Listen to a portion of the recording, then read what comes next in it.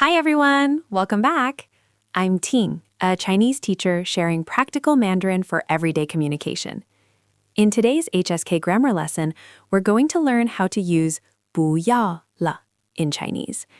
This structure is very useful when you want to ask someone to stop doing something or change their behavior in daily conversations. Let's get started. 嗨，大家好。在生活里，你是不是也想过怎么用中文很地道的跟人说，你别再做这个事儿了？其实啊，有时候一个特别简单的句型就能派上大用场。今天呢，我们就来学一个又简单又好用的魔法短语，让你在关键时候能把自己的想法说明白。好，我们马上开始吧。我们先来想象一个场景啊，你有没有过这种时候，就是心里头有点不爽，有点小火，就跟屏幕上这个表情一模一样。对，就是这种感觉。比方说，你这正要专心工作呢，结果旁边你的朋友啊就一直在那刷手机，搞得你根本静不下心来。这时候你是不是特想让他停下来？别急，我们正好有个能解决这个问题的魔法咒语。好了，那现在我们就来看看这个别做公式。你可以把它想成一个特别简单的数学公式，或者说像个态谱。只要你把规则给掌握了，你就能轻轻松松地造出各种句子，让你朋友马上就把手机给放下。咱们这个魔法句型的核心就是不要了。你可以把它看作是一个虽然礼貌但很坚定的停止信号。它的作用呢，就是劝别人别再做手头上的事儿了。而且啊，根据你说话的语气，它既可以是很温和的提醒，也可以是比较强烈的禁止，是不是很简单？这个句子的结构特别清楚，咱们分3步走啊。第一步用不要开头，第二步呢，在中间加上你希望对方停下来的那个动作，也就是动词。最后第3步用一个了字来结尾。这个顺序记住了吗？不要加动词，再加啦。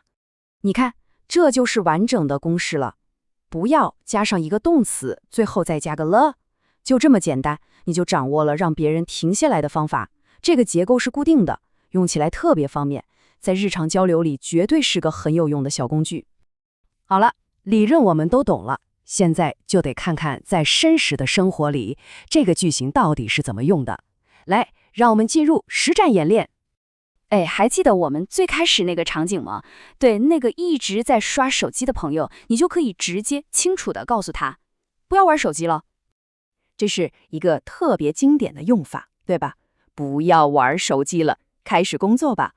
它的意思就是 Stop playing on your phone, let's start working。 这里的动词就是玩手机，直接套进我们的公式里，你看问题一下就解决了。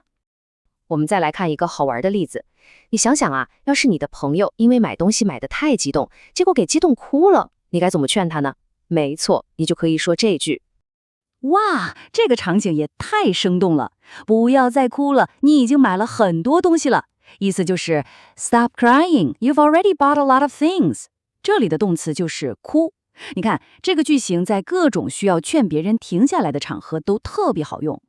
好了，现在定义、结构还有例子你都知道了，时候轮到你来亲自试一试了。准备好接受挑战了吗？接下来呢，我会给你看2张图片，你需要用咱们今天学的这个不要什么啦的结构来把句子完成。来，我们开始吧。来，请看第1张图。你看，图片里这个人表情好像不太想继续听下去了。那你觉得这个空格里应该填什么呢？好好想一想，这里的动词应该是什么？回答正确，答案就是不要说了，意思就是 Stop talking。 你答对了吗？真棒！这里的动词就是说。好的，我们来看第2题。这个场景是不是很熟悉啊？一个人想让另一个人别再睡了，那你想想，空格里该填什么呢？没错，正确答案就是不要睡了，意思呢就是 Stop sleeping。 恭喜你又答对1题，看来你已经完全掌握这个句型了。练习结束，在我们今天结束之前，咱们快速的回顾一下核心要点，保证你把这个超实用的句型牢牢的记在脑子里。那我们来总结一下今天最核心的东西啊。首先，这个句型是用来劝别人停止做某事情的。其次呢，它的结构非常简单，就是不要加动词加了。最后，你慢慢会发现，它在日常生活中真的特别常用。恭喜你，又解锁了一项新的中文技能。好了，最后留给你一个问题：在你的生活里，你最想对什么人或者什么事儿说一句“不要什么了”呢？大胆的用今天学到的知识去练习吧，你会发现它真的特别有用。感谢收看，我们下次再见。Thanks for learning Chinese with me today. If you'd like personalized guidance and speaking practice, you can book a trial lesson through my Preply link in the description.